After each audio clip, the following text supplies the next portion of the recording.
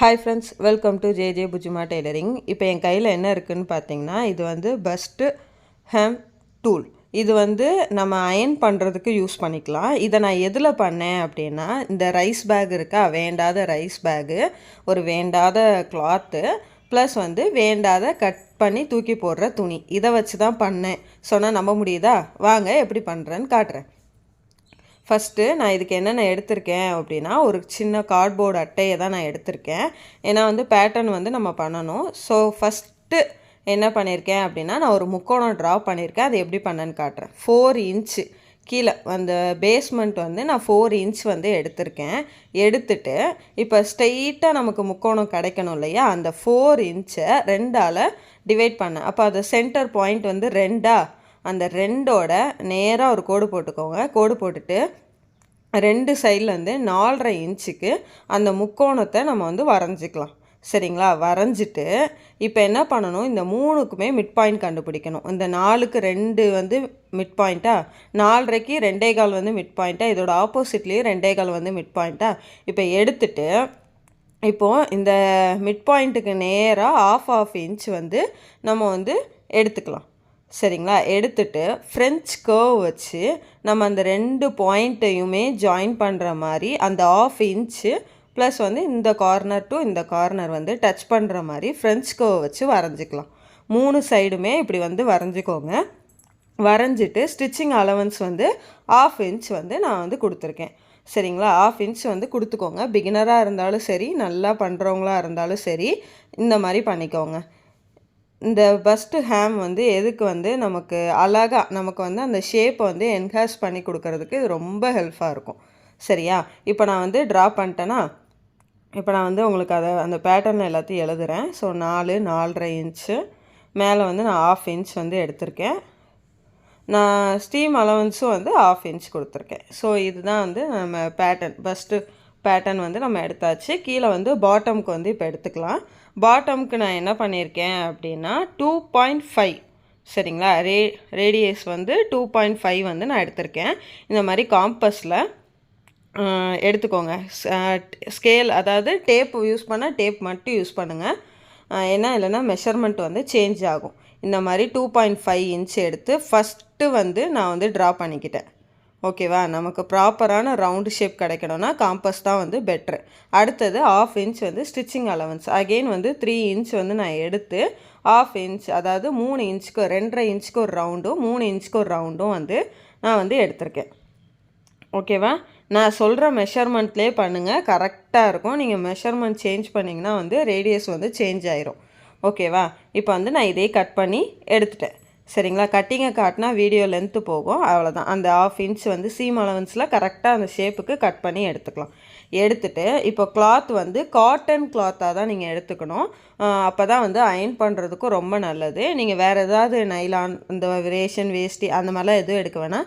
Cotton துணி இருந்தால் அதை எடுத்துக்கோங்க. ஓகேவா? இப்போ எடுத்துட்டு இப்போ அந்த ரவுண்டு பீஸ் வந்து நமக்கு 1 வேணும். சரிங்களா? ரவுண்டு பீஸ் வந்து 1 வேணும். அந்த பஸ்ட்டு பீஸ் வந்து நமக்கு 4 வேணும்.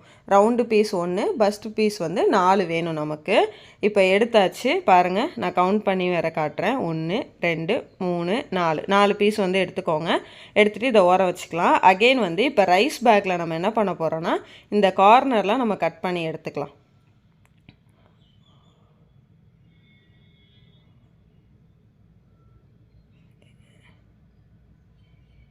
இப்போ எடுத்துகிட்டு சேமஸ் இதுலேயும் நம்ம வந்து என்ன பண்ண போகிறோம் அப்படின்னா, ரவுண்டு பீஸ் வந்து 1, பஸ்ட் பீஸ் வந்து 4 இப்படி வந்து எடுத்துக்கலாம். நீங்கள் வந்து பேப்பரில் வந்து இந்த பேட்டர்ன் எடுத்தீங்க அப்படின்னா உங்களுக்கு வரைகிறப்பெல்லாம் கொஞ்சம் கஷ்டமாக இருக்கும். அதுக்காண்டி தான் நான் வந்து கார்ட்போர்ட் மாதிரி எடுத்தனே தவிர, நீங்கள் பேட்டர்ன் ஷீட் வச்சுருந்தீங்கன்னா அதை கூட எடுத்துக்கலாம். இல்லை நியூஸ் பேப்பர், சார்ட்டு அந்த மாதிரி எதுனாலும் நீங்கள் யூஸ் பண்ணிக்கலாம். ஓகேவா?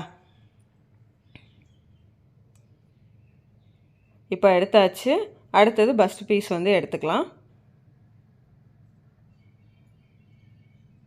இது வந்து நமக்கு 4 வேணும். நீங்கள் எப்படி இப்படி வந்து ஒரே இதில் கட் பண்ணணுன்னா குண்டூசியை வச்சு பின் பண்ணிவிட்டு கூட நீங்கள் கட் பண்ணுங்கள். ஷேப் வந்து மாறிடவே கூடாது.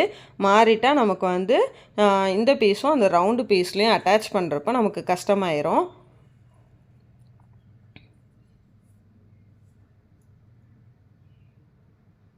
கீழே வச்சு பண்ணுங்கள், கையில் தூக்கி பண்ணாதீங்க. இங்கே பாருங்கள், நான் கையில் தூக்கி வச்சு பண்ணனால அளவு மாறிடுச்சா. ஸோ வந்து அப்படி பண்ண வேண்டாம். இந்த மாதிரி எடுத்து எல்லாத்தையும் வந்து நம்ம வந்து இது பண்ணிக்கலாம். இப்போ இதில் நமக்கு 4 பீஸ் வந்து கிடச்சிட்டா அவ்வளோதான். அதுக்கப்புறம் நெக்ஸ்ட்டு வந்து இந்த மாதிரி கிளாத் வந்து எடுத்திருக்கேன். இது வந்து lining, blouse, long gown, churidar இந்த மாதிரி நம்ம லைனிங்க்கு யூஸ் பண்ணுவோம்ல, அதை வந்து குட்டி குட்டியாக கட் பண்ணி எடுத்துக்கோங்க. அவ்வளோதான். இப்போ ஸ்டிச்சிங் ஸ்டார்ட் பண்ணலாமா? ஃபஸ்ட்டு பீஸில் 4 பீஸ் எடுத்துருக்கோம். அதில் 2 பீஸோட ரைட் சைடு மார்க் பண்ணி ராங் சைடில் அந்த 1/2 இன்ச்சு, நம்ம தையலுக்கு விட்ட அளவு வந்து 1/2 இன்ச்சு, அந்த 1/2 இன்ச்சையும் நம்ம வந்து கரெக்டாக வந்து மார்க் பண்ணிக்கணும். பண்ணிவிட்டு நம்ம வந்து ஸ்டிச் பண்ண ஸ்டார்ட் பண்ணணும்.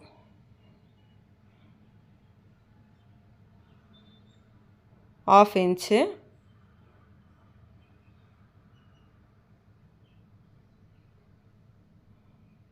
அகெயின் வந்து இந்த பீஸ்லேயும் நம்ம 1/2 இன்ச் வந்து ஸ்டிச் பண்ணிக்கலாம். அந்த ஷார்ப்னஸில் தான் நம்ம வந்து அந்த 4.5 இன்ச்சில் தான் வந்து நம்ம தைக்கணும். அதெல்லாம் கரெக்டாக கவனித்து பண்ணுங்கள். பிகினர்ஸில் அந்த ப்ராப்ளம்லாம் நிறையா இருக்கும். இப்போ அந்த ரைஸ் பேக் வந்து எதுக்குன்னா, நமக்கு உள்ள ஒரு க்ரிப்புக்காண்டி தான். இதே நீங்கள் கேன்வாஷ் வச்சு கூட நீங்கள் ஸ்டிச் பண்ணலாம். நான் வந்து ரைஸ் பேக், அந்த க்ரிப்புக்காண்டி நான் ரைஸ் பேக் தான் யூஸ் பண்ணியிருக்கேன். ஸோ இதுலேயும் நம்ம பண்ணலாம் அப்படின்றத காட்டுறதுக்காண்டி தான் நான் பண்ணியிருக்கேன். ஏன்னா இது நிறைய வீட்டில் சும்மா தான் இருக்கும், தூர தான் போடுவோம். இதுலேயுமே அந்த ஒயிட் கலரை நான் வர்ற மாதிரி அந்த எழுதியிருக்க அந்த பிரிண்டெல்லாம் வந்து உள்ளே போகிற மாதிரி தான் நான் பண்ணியிருக்கேன். ஸோ இதில் அந்த ஒயிட் கலர் நல்ல சைடாகவும், இந்த பிரிண்ட் இருக்கிறத வந்து ராங் சைடாகவும் நான் எடுத்திருக்கேன். இப்போ எல்லாத்தையும் கட் பண்ணிவிட்டு நம்ம நாச்சஸ் வந்து போட்டுக்கலாம்.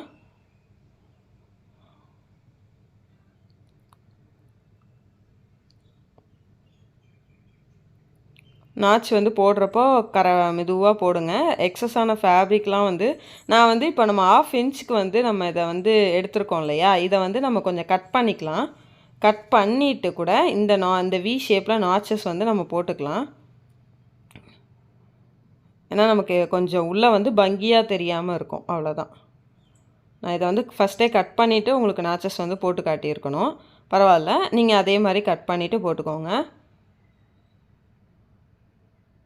ப்ரொஃபஷ்னலாக நம்ம ஸ்டிச் பண்ணுறப்போ அயனிங் வந்து ரொம்ப இம்பார்ட்டன்ட். ஸோ இந்த டூல்லாம் வந்து ரொம்ப ரொம்ப இம்பார்ட்டன்ட். ப்ரொஃபஷ்னல் புட்டிக்லாம் வச்சுருக்கவங்க, புட்டிக் வச்சு ஸ்டிச் பண்ணுறவங்க கிட்டலாம் கண்டிப்பாக இது எல்லாமே இருக்கும். ஸோ நம்மக்கிட்ட ஏன் இருக்கக்கூடாது, நம்மளும் பண்ணுவோம் தான் இது பண்ணிகிட்ருக்கேன். ஸோ எனக்கு தெரிஞ்சதை உங்களுக்கும் சொல்கிறேன். இப்போ இந்த மாதிரி கட் பண்ணிவிட்டு அயன் பண்ணிக்கோங்க. அயன் பண்ணிட்டீங்கன்னா உங்களுக்கு ரொம்ப ஈஸியாக இருக்கும். இப்போ என்ன பண்ணியிருக்கேன் அப்படின்னா, அந்த சென்டர், அந்த வி ஷேப்போட அந்த முக்கோணத்தோட சென்டர் பார்ட் ரெண்டுமே அந்த ஸ்டிச்சிங் கரெக்டாக ஒரே லைனில் வச்சு நான் வந்து ஸ்டிச் பண்ணியிருக்கேன். குண்டூசி வச்சு பின் பண்ணிவிட்டு சேமஸ் 1/2 இன்ச் வந்து நான் இப்போ இதே ஷேப்பில் வந்து அந்த ரவுண்டு ஷேப்புக்கு கீழே வரைக்கும் கொண்டு வந்துடுறேன். இப்போ நம்ம இதை என்ன பண்ணமோ அதே தான் அந்த ரைஸ் பேக்கோட இதுலேயும் நம்ம வந்து பண்ணணும்.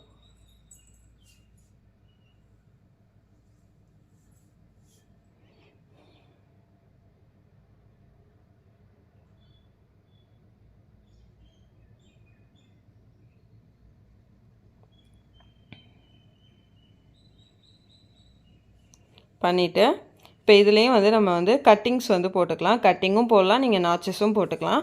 கட்டிங் பண்ணாமல் டர்ன் பண்ணுறப்போ அந்த ஷேப் வந்து நமக்கு எக்ஸாக்டாக வந்து கிடைக்காது. ஸோ வந்து அதை கவனமாக பார்த்துக்கோங்க.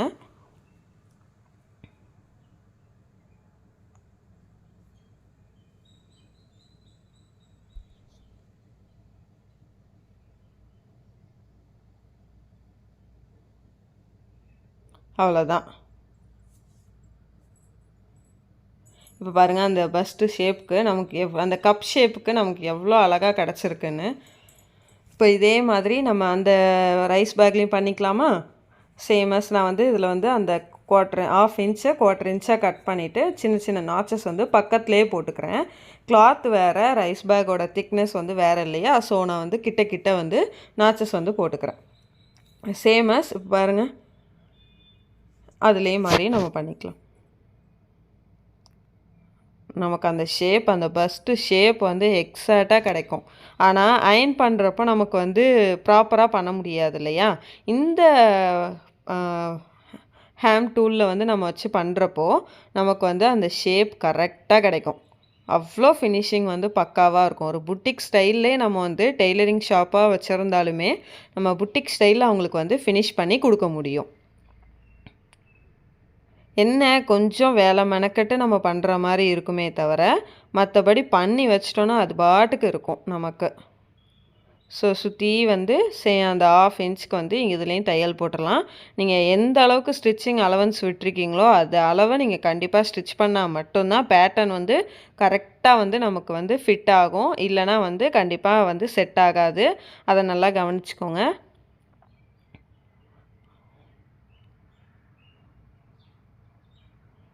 இந்த மாதிரி நிறைய யூஸ்ஃபுல்லான வீடியோ நம்ம சேனலில் இருக்குது. பார்க்குறவங்க பார்த்து மறக்காமல் நம்ம சேனலுக்கு சப்போர்ட் பண்ணி சப்ஸ்கிரைப் பண்ணுங்கள். அப்போ தான் வந்து எனக்கும் ஒரு மோட்டிவேஷனாக இருக்கும். ஸோ இந்த வீடியோ உங்களுக்கு வந்து எந்த அளவுக்கு யூஸ்ஃபுல்லாக இருக்குன்னு கமெண்ட்டும் பண்ணுங்கள். இப்போ நான் வந்து என்ன பண்ணியிருக்கேன் அப்படின்னா 2 ஒயிட் கலரையும் உள்ளே ஃபேஸ் பண்ணி வச்ச மாதிரி வச்சுட்டு நான் வந்து அந்த ரவுண்டு பீஸை வந்து அட்டாச் பண்ணுறேன். சரிங்களா? Same as 1/2 inch. அந்த ஷேப் கொஞ்சம் மெதுவாக பண்ணுங்கள். அதே ஷேப்பில் வந்து எக்ஸாக்டாக கிடைக்கணுன்றதுக்காண்டி தான். நீங்கள் அந்த ரேடியஸ் நான் சொல்கிற மெஷர்மெண்ட்லேயே எடுத்திங்கன்னா அந்த ரவுண்டு பீஸ் வந்து கரெக்டாக இருக்கும். இப்போ நம்ம வந்து அந்த லாஸ்ட்டு அந்த இவ்வளோ ஸ்பேஸ் விட்டுட்டு நம்ம ரஃப் தையல் போட்டு வெளியில் எடுத்துடலாம். எடுத்துட்டு இப்போ இதுலேயும் நம்ம வந்து கட்டிங் வந்து பண்ணணும். கட்டிங் பண்ணலை அப்படின்னா அந்த ஷேப் வந்து கரெக்டாக வந்து அமையாது.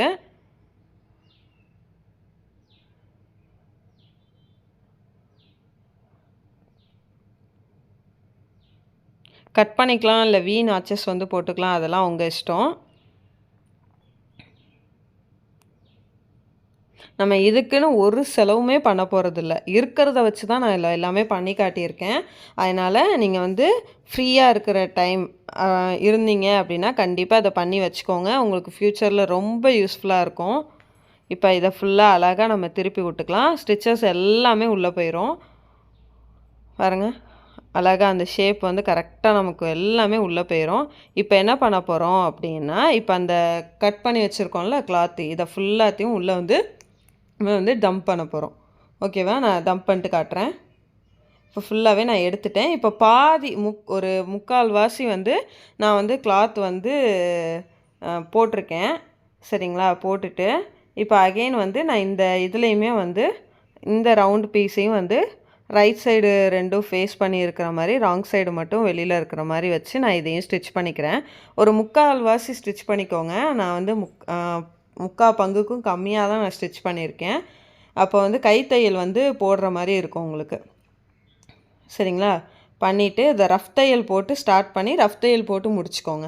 அப்போ தான் நம்ம உள்ளே இன்சல் பண்ணுறப்போ நமக்கு கொஞ்சம் தையல் வந்து பிரியாமல் இருக்கும்.